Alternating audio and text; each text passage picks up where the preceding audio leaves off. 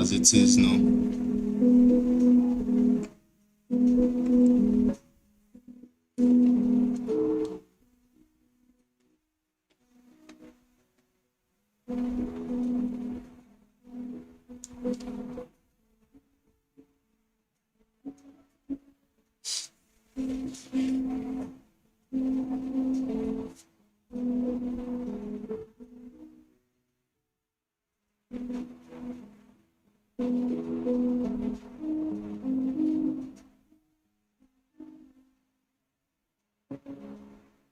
Don, is it better now? Can you hear me? Okay, perfect.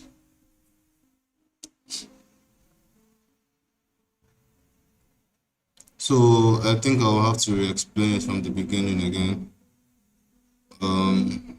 Okay. Top-down analysis. What is top-down analysis?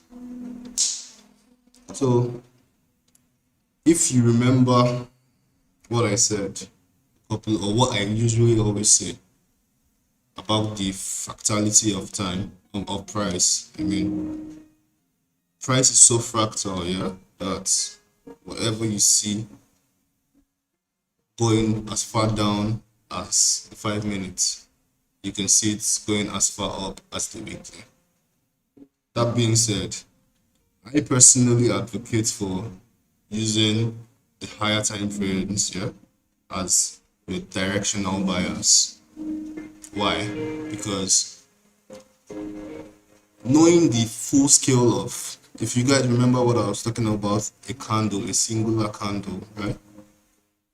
Knowing the full scale of what is happening in a singular candle, what is going to happen in a singular candle, right, is what will determine your edge in the market. What do I mean by that? Now let's go to the weekly, yeah? Let's do gold, right? Let me hide on my drawings. So let's do gold on the weekly. Now this is a 1 week chart, right? Can you see how it is? It has been so bullish consecutively, consistently, right, for as far back as almost 6 weeks now. What does that mean? It means that gold has been buying consistently for 1, 2, 3, 4, 5, 6. Last week was a bullish week.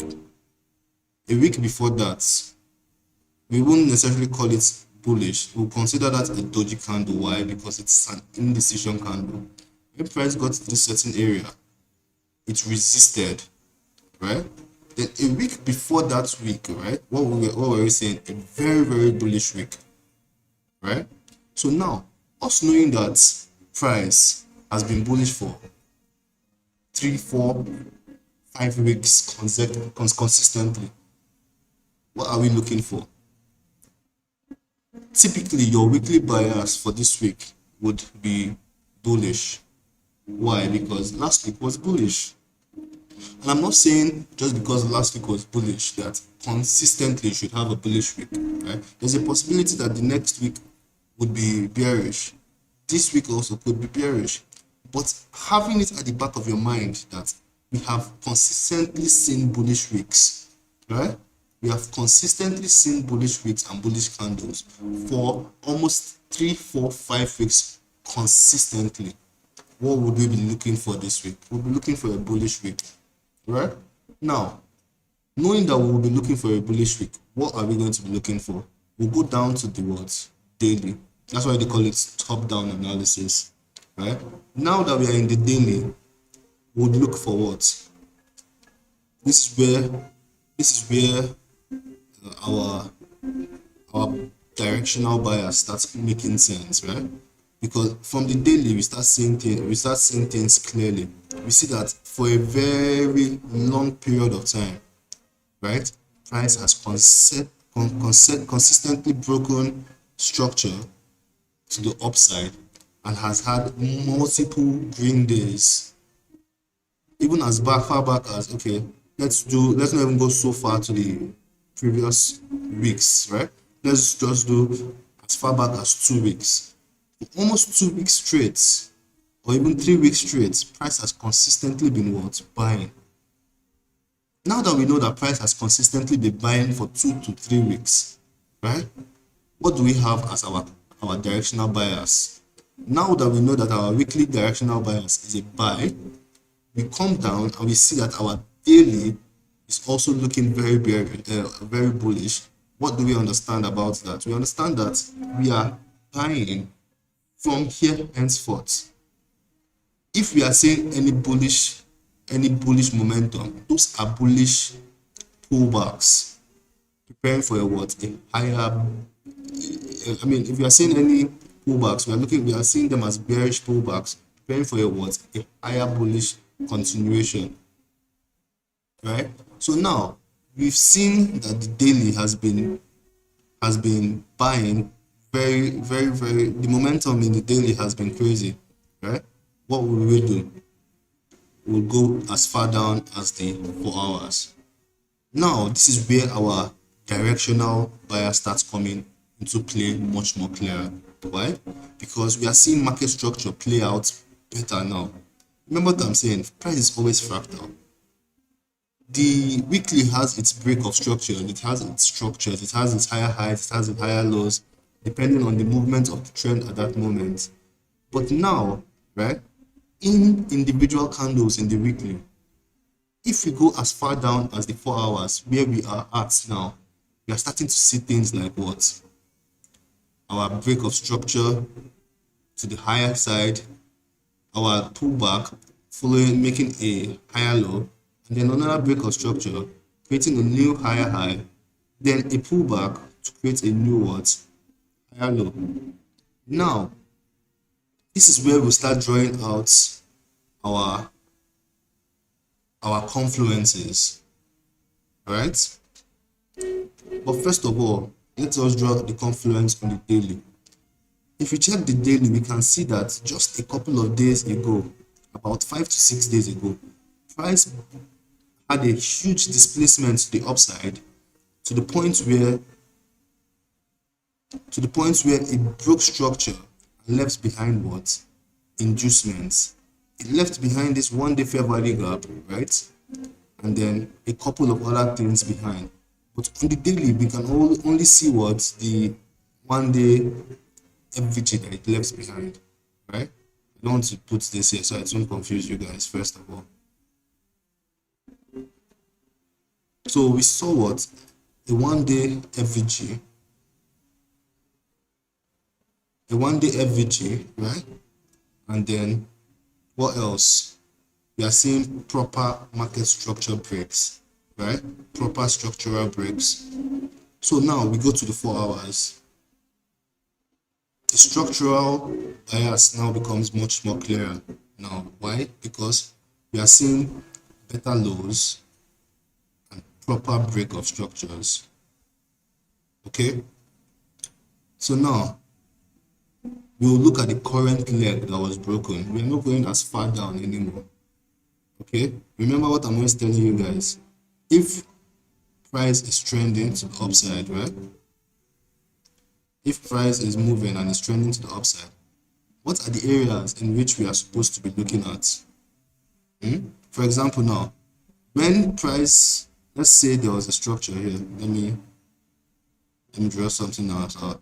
Let's say there was a structure here, right? When price broke this structure here, there were a lot of things left behind, right? A lot of confluences left behind to show you that price would still have a retracement down to move towards an upper or a higher level.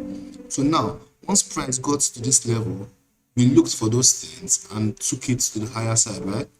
Hence, price doing what? Breaking structure again to the upside. This is the market structure I was teaching you guys the other day, if you guys can remember.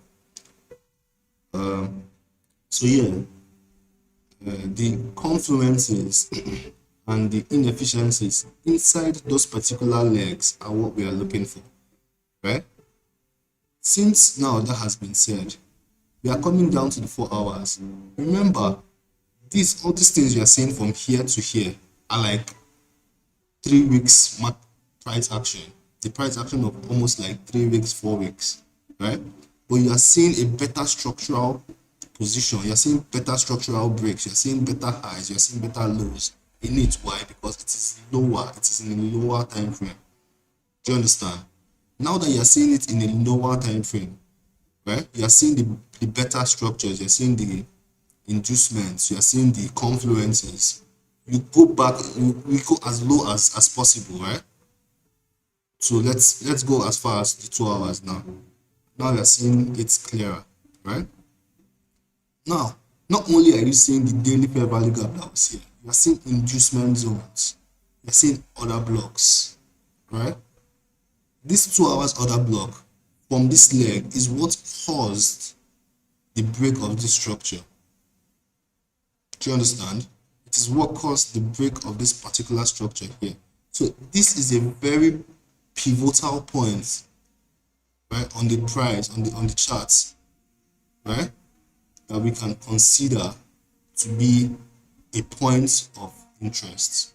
All these zones here. Remember what I told you, price always leaves behind zones and areas in which we can always enter from. Do you understand? So as far as look, when we are doing a top-down analysis here, we can go as far down as the 15 minutes, the 10 minutes, the 30 minutes.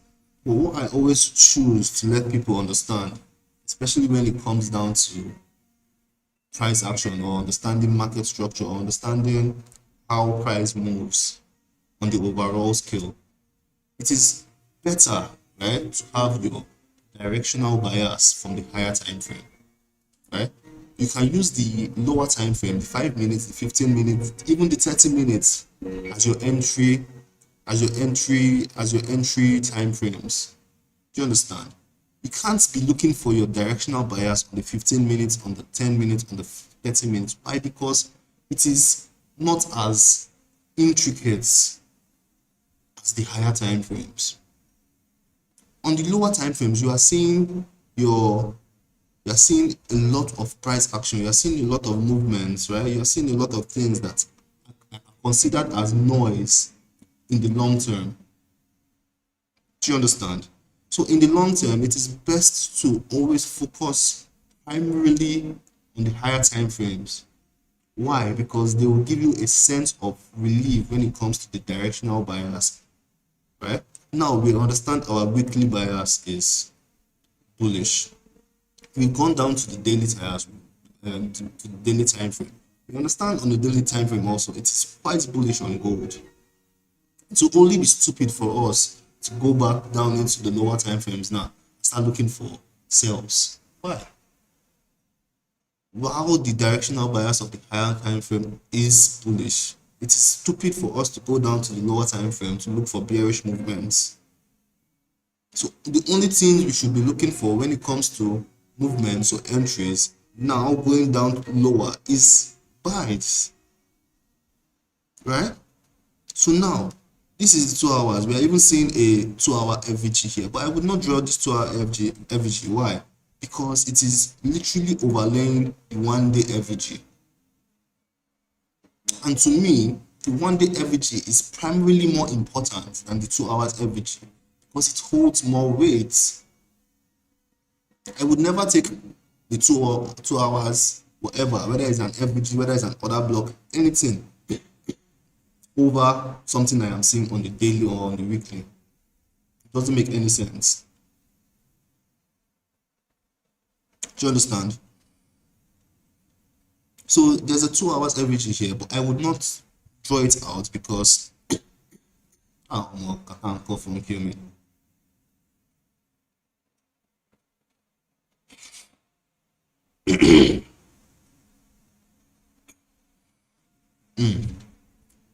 So I'll go down to the 1 hour and also the 30 minutes.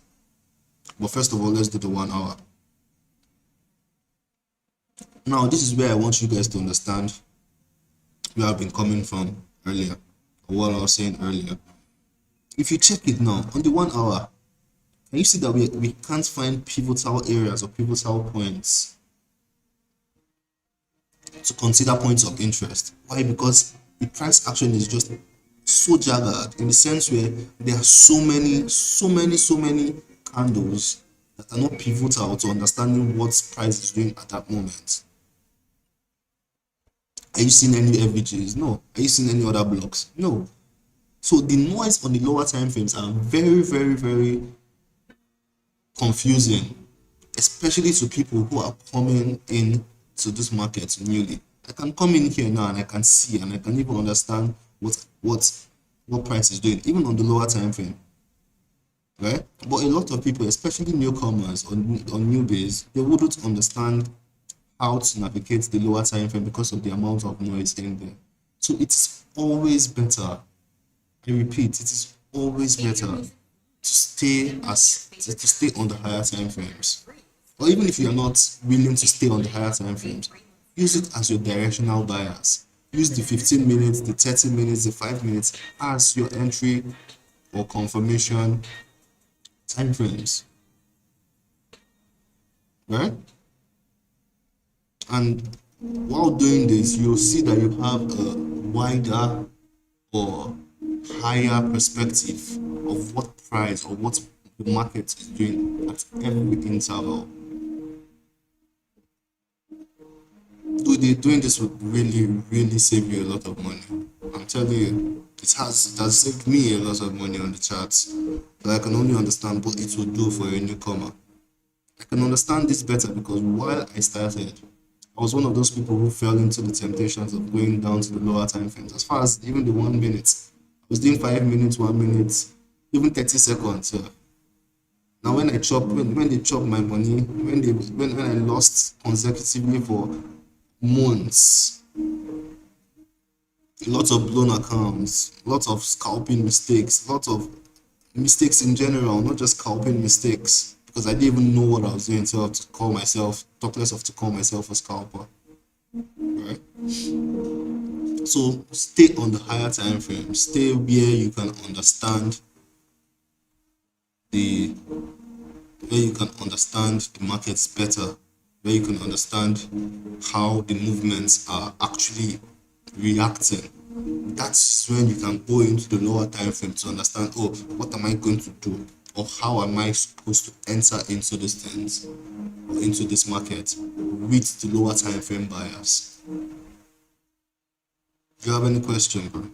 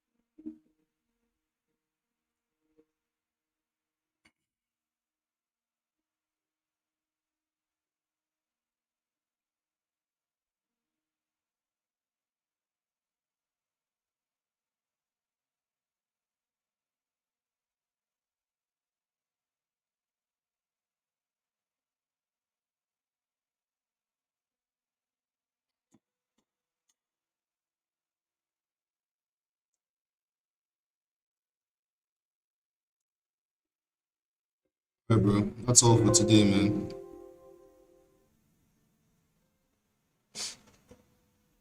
You can go find food, chop.